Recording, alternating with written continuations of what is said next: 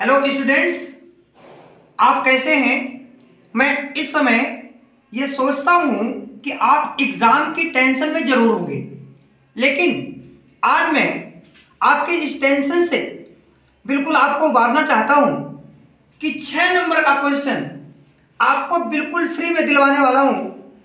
आप मेरे इस चैनल को और मेरे जो वीडियो है उसको जरूर आप देखिए, और देखते ही आपको तुरंत समझ में आ जाएगा और 6 नंबर 100% श्योर है ये आपके पेपर में जरूर मिलेगा। अब आप देखिए, इसे मैं आपको बताता हूं सोल्व करने का तरीका क्या है। सबसे आसान तरीका मैं आपको बता रहा हूं, सबसे आसान तरीका।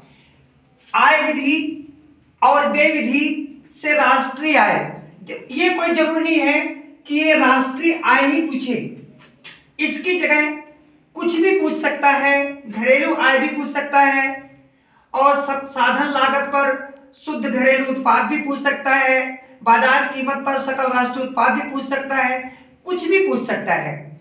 लेकिन मैं आपको जो ट्रिक बता रहा हूं बहुत आसान ट्रिक है। आप क्या कीजिए कि सबसे पहले आय विधि और व्यय विधि से जीडीपी एमपी ज्ञात कर लो, बाजार कीमत पर सकल घरेलू उत्पाद निकाल लीजिए।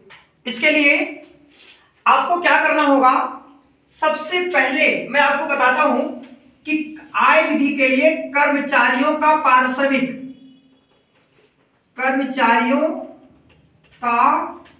पारिश्रमिक ये ऐड करना है। ये देखिए, इसमें आप ढूंढो कर्मचारियों का पारिश्रमिक, कहीं लिखा है 6ठे नंबर पर है 1000, ये मैंने 1000 लिख दिया। एक बात और आपको ध्यान देनी है, अगर मेरे पीछे वीडियो में आपको मैंने पूरे डिटेल में समझाया है कि कर्मचारियों के पारिश्रमिक की जगह आप मजदूरी और वेतन ये जोड़ सकते हो, है ना। अगर कर्मचारियों का पारिश्रमिक नहीं है तो मजदूरी, वेतन और सामाजिक सुरक्षा अंशदान, ये दोनों चीजें जोड़नी होती हैं, लेकिन सामाजिक सुरक्षा अंशदान मालिकों के द्वारा होना चाहिए, इस बात को ध्यान रखना है। दूसरा नंबर क्या आता है, परिचालन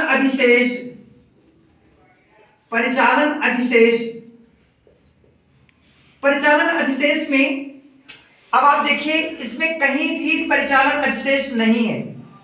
उसके लिए आपको किराया दे रखा है 250, ये किराया हो गया। दूसरा नंबर है ब्याज आपको दे रखा है 150, ये इंटरेस्ट हो गया। तीसरा नंबर है लाभ आपको दे रखा है 640, प्रॉफिट ये 640 दे रखा है, रॉयल्टी नहीं है। आप अगर इन तीनों को प्लस कर देंगे तो आपका ये निकल जाएगा परिचालन अधिशेष। तीसरे नंबर पर हम चलते हैं मिश्रित आय या स्वनियोजितों की मिश्रित आय।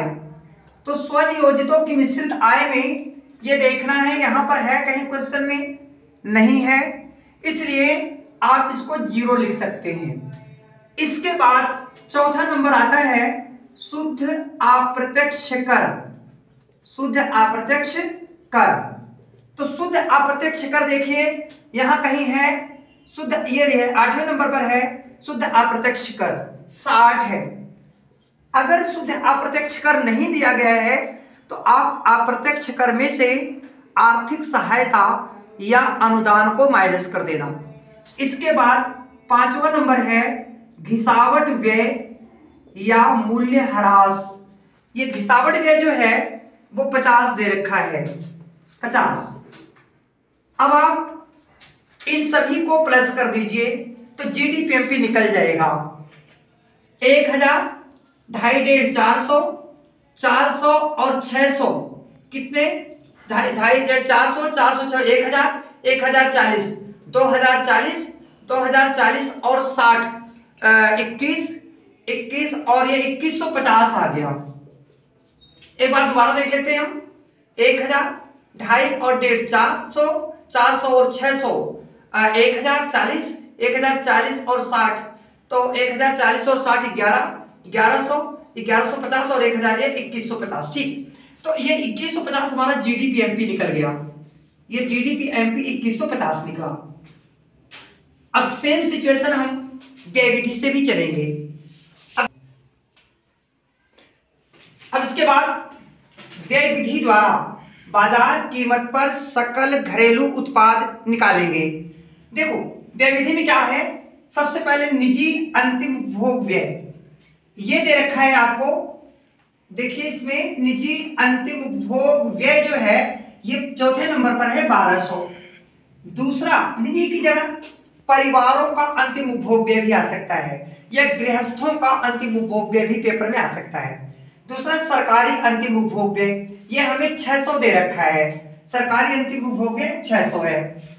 अच्छा, आपके फॉर्मूले में बताया था कि सकल घरेलू पूंजी निर्माण आता है, लेकिन हमारे क्वेश्चन में है कि निवल शुद्ध घरेलू पूंजी निर्माण। देखो चाहे इसको निवल बोलो और चाहे इसको आप शुद्ध बोलो, दोनों एक ही बात होती है।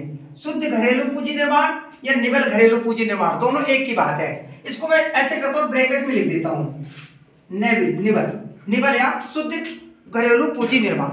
तो अब इस समय हमें दे रखा है शुद्ध घरेलू पूंजी निर्माण, आपके फॉर्मूले में है सकल घरेलू पूंजी निर्माण। शुद्ध को सकल में बनाना है, बहुत आसान सा तरीका है। आपको कल ही बताया था कि शुद्ध जो है वो छोटा है और सकल बड़ा है, और आपको बड़ा बनाना है मीन्स सकल बनाना है, आप डेप्रिसिएशन को जोड़ दो। इस समय हमने ये मूल्यह्रास को प्लस कर दिया, तो ये बन गया सकल घरेलू पूंजी निर्माण। मैंने क्या किया, मूल्यह्रास को जोड़ दिया, तो ये बन गया शुद्ध की जगह सकल घरेलू पूंजी निर्माण। अगला नंबर आता है शुद्ध निर्यात का। शुद्ध निर्यात दे रखा है -40। कई क्वेश्चन में आपको शुद्ध आयात भी मिलेगा, कई क्वेश्चन में आपको हो सकता है शुद्ध आयात भी मिले। तो शुद्ध आयात के लिए आपको माइनस का साइन अपनी तरफ से लगाना होता है। शुद्ध आयात के लिए माइनस का साइन अपनी तरफ से लगाना होता है ना। ध्यान रखना कि शुद्ध आयात अगर आ जाए तो शुद्ध आयात के लिए अपनी तरफ से एक माइनस का साइन लगा देना। अब इन सबको प्लस कर दोगे तो जीडीपी एमपी निकल जाएगा। 12 6 18 3 21 2140। अच्छा 2140 में 40 को माइनस कर दिया, 2150 जोड़ दिया, 2150। ये देख लीजिए दोनों का टोटल हमारा बिल्कुल बराबर निकला है। जो आय विधि का टोटल है वही हमारा व्यय विधि का टोटल है, ये दोनों हमेशा बराबर निकलते हैं। अब अपने क्वेश्चन पर आ जाओ। यहां तक तो हर क्वेश्चन के लिए कीजिएगा, कोई भी आय विधि आ जाए या व्यय विधि आ जाए या मूल्य वृद्धि विधि आ जाए, तो यहां तक तो हर क्वेश्चन के लिए आप कीजिए। इसके बाद फिर जो है आप अपने क्वेश्चन को पढ़िए। आय विधि और व्यय विधि से राष्ट्रीय आय निकालो। राष्ट्रीय आय, राष्ट्रीय आय को कल ही मैंने आपको बताया था कल की वीडियो में कि इसको कहते हैं साधन लागत पर शुद्ध राष्ट्रीय उत्पाद, इसे ये कहते हैं। अब ये आपको निकालना है। आपको दे क्या रखा है, जीडीपी एमपी दे रखा है, बाजार कीमत पर सकल घरेलू उत्पाद। अच्छा अब आप देखिए ये क्या है, साधन लागत है, और ये क्या है, बाजार कीमत है। साधन लागत आपको निकालना है, बाजार कीमत गिवन है, तो माइनस शुद्ध अप्रत्यक्ष कर दीजिए, शुद्ध अप्रत्यक्ष कर। इसके बाद ये देखिए शुद्ध है और यहां सकल है। दोबारा देखिए यह है शुद्ध और यह है सकल। शुद्ध ज्ञात करना है, सकल दे रखा है, तो माइनस घिसावट कर दीजिए, माइनस घिसावट। इसके बाद तीसरा, यहां पर देखिए ये राष्ट्रीय दे रखा है और यहां पर ये घरेलू दे रखा है, राष्ट्रीय और घरेलू। राष्ट्रीय निकालना है, राष्ट्र बड़ा है, घरेलू घर छोटा है, राष्ट्र बड़ा है, घर छोटा है, बड़ा निकालना है, इसलिए प्लस NFIA कर दीजिए। NFIA विदेशों से प्राप्त शुद्ध साधन आय, net factors income from abroad. अब इसे हमने कर दिया। अब ये आपका फॉर्मूला बनकर बिल्कुल तैयार हो गया। अब ये वैल्यूज पुट करनी है। वैल्यूज क्या? बाजार कीमत पर सकल घरेलू उत्पाद ये 2150 है, माइनस शुद्ध अप्रत्यक्ष कर 60 दे रखा है, घिसावट 50 दे रखी है, NFIA विदेशों से प्राप्त शुद्ध साधन आय, net factors income from abroad, लेकिन यहां है विदेशों को शुद्ध साधन आय, जबकि विदेशों से को प्लस करना है, विदेशों को माइनस करना है, इसलिए हमने NFIA के प्लस का साइन यहां लगा दिया। लेकिन आप को के लिए, इस को के लिए माइनस का साइन लगाओगे, इस को के लिए, क्योंकि विदेशों को शुद्ध साधन आय जा रही है, इसलिए पैसा हमारा जा रहा है, इसलिए माइनस का साइन लगा रहे हैं। को के लिए माइनस जाएगा हमेशा, तो ये -30 हो जाएगा। थोड़ा ध्यान रखिए कि अगर ये विदेशों को शुद्ध साधन आय है, तो अगर ये लिखा होता विदेशों से, तो हम सीधा प्लस कर देंगे, फिर आपको माइनस लगाने की जरूरत नहीं थी। लेकिन अगर विदेशों को है, अपनी तरफ से एक माइनस का साइन जरूर लगेगा। अब इसका कैलकुलेशन कर लीजिए।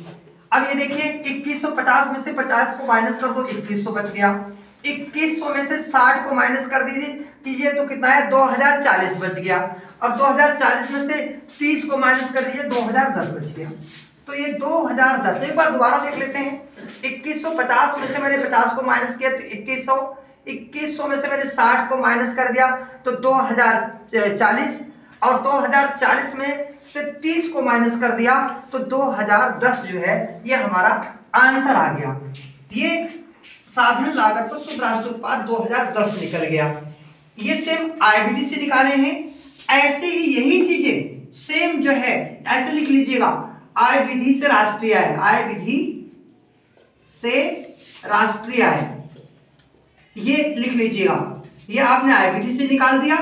और सेम ऐसे ही यही चीज दोबारा व्यय विधि से राष्ट्रीय आय, ये आप यही चीज दोबारा जो है यहां नोट कर लीजिए, दोबारा से यही लिख दीजिए। बिल्कुल सेम यही डू करना है, सेम यही चीज जो है आपको दोबारा यहां लिख देना है।